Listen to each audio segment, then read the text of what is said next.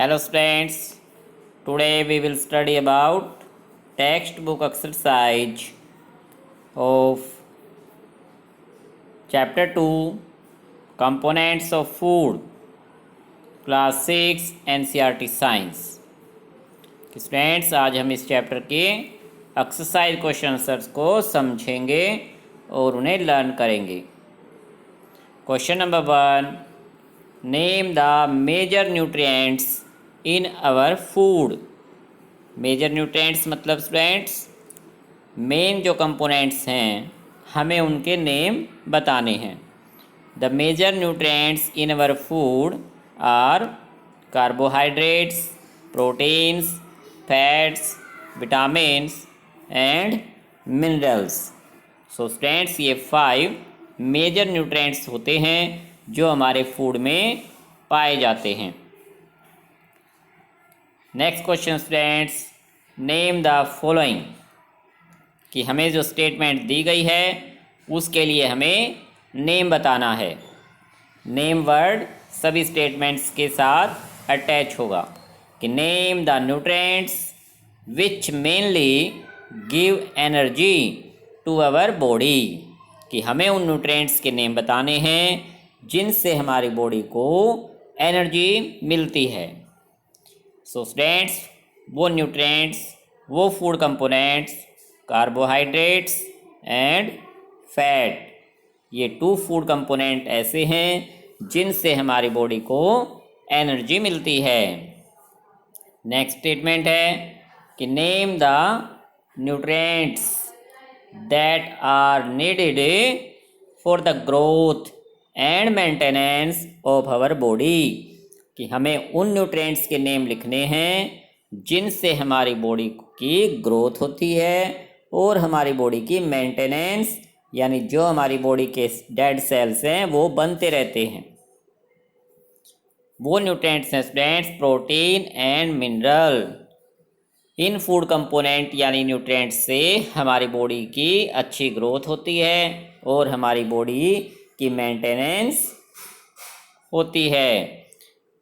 Next statement है students, A vitamin required for maintaining good eyesight, कि एक ऐसे विटामिन का नेम जिससे हमारी आईसाइट अच्छी बनी रहे। इसका आंसर स्टूडेंट्स विटामिन ए, कि जिन फूड आइटम में विटामिन ए पाया जाता है उन फूड आइटम को अगर हम लेते हैं तो हमारी आईसाइट अच्छी बनी रहती है, हमें स्पेक्टिकल्स लगाने की आवश्यकता नहीं पड़ती। नेक्स्ट स्टेटमेंट है स्टूडेंट्स ए मिनरल, इसमें हमें एक मिनरल का नेम बताना है दैट इज़ रिक्वायर्ड, जिसकी हमें ज़रूरत है for keeping our bones healthy, कि हमारी बोन्स हेल्दी बनी रहे, हमारी बोन्स की अच्छी ग्रोथ हो उसकी।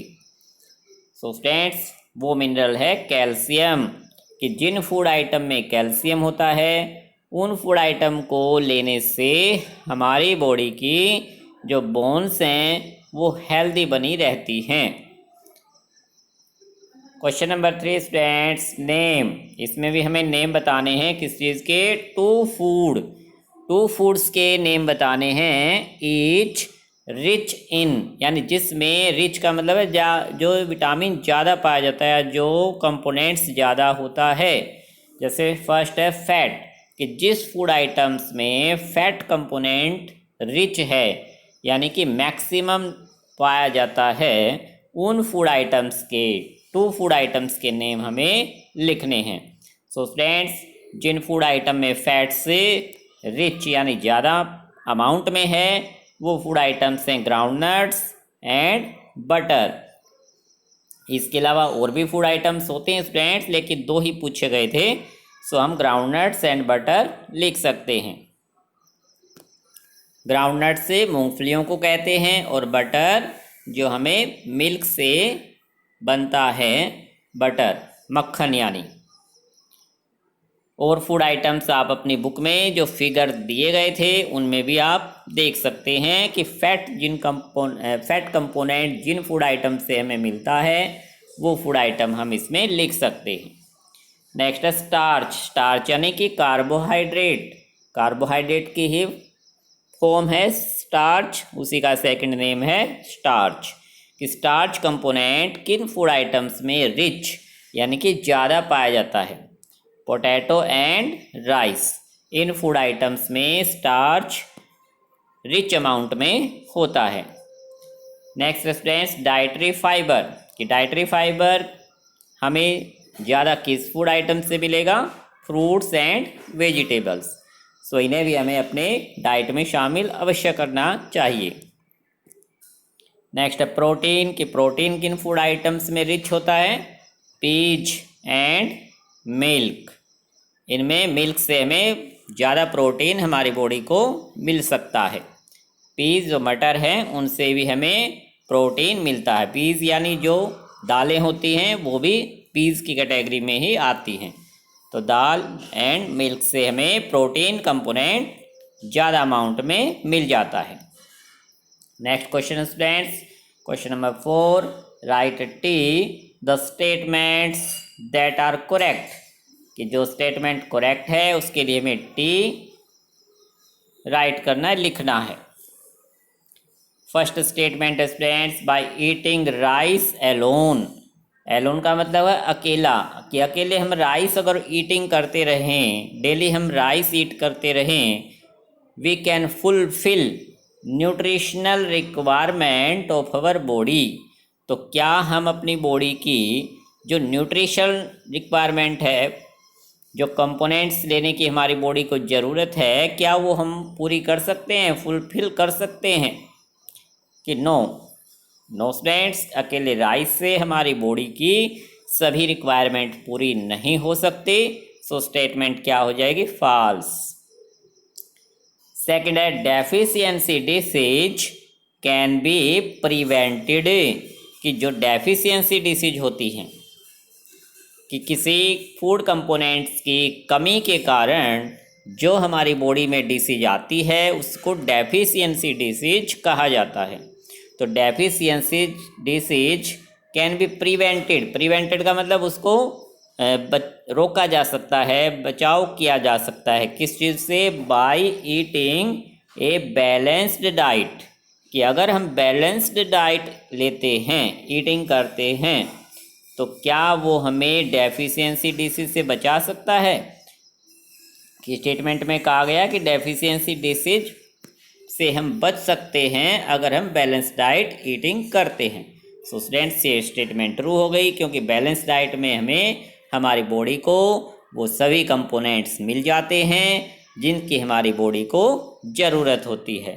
सो बैलेंस डाइट लेने से हम बचे रहेंगे डेफिशिएंसी डिसीज से।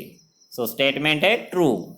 नेक्स्ट स्टेटमेंट है balance diet for the body should contain a variety of food items.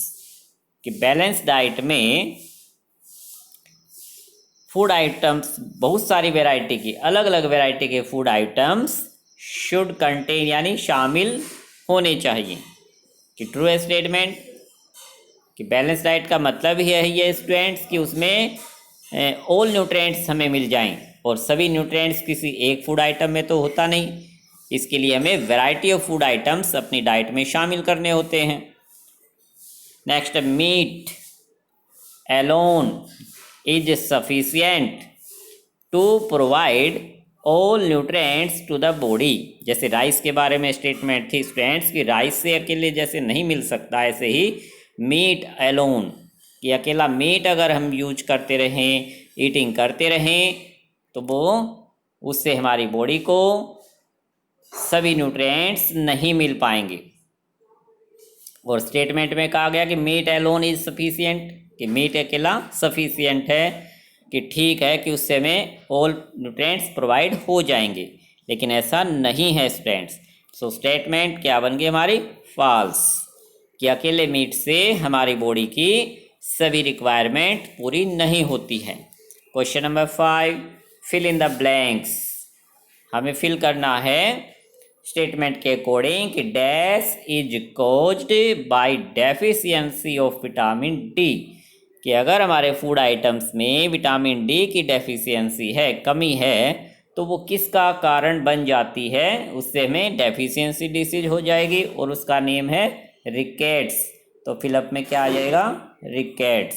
Rickets नाम के डिसीज हो जाती है जिससे हमारी बोन्स कमज़ोर हो जाती है।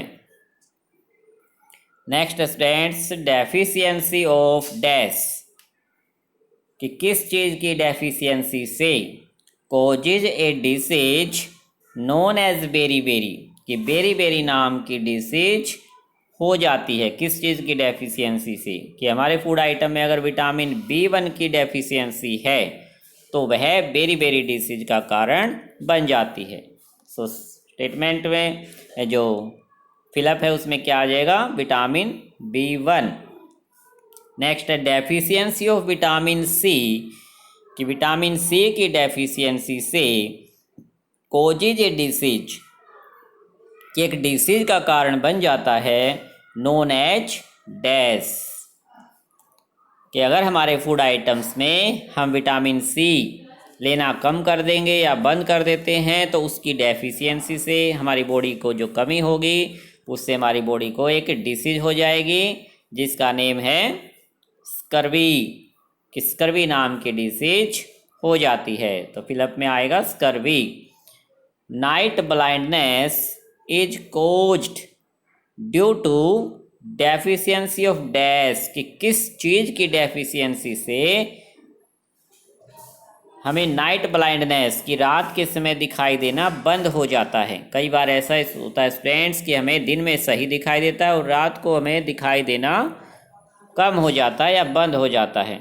तो हमारे फूड में, इन अवर फूड, कि हमारे फूड में किस चीज़ की डेफिशिएंसी हो जाती है जिससे हमें नाइट ब्लाइंडनेस की समस्या आती है। सो स्टूडेंट्स, इसका आंसर है विटामिन ए, कि विटामिन ए की अगर हमारी बॉडी में कमी हो जाए, हमारे फूड आइटम्स में अगर हम विटामिन ए लेना कम कर देंगे तो उससे हमें नाइट ब्लाइंडनेस यानी हमारी आईसाइट वीक हो जाएगी और नाइट ब्लाइंडनेस की जो एक डिसीज होती है जिससे रात के समय दिखाई देना बंद हो जाता है।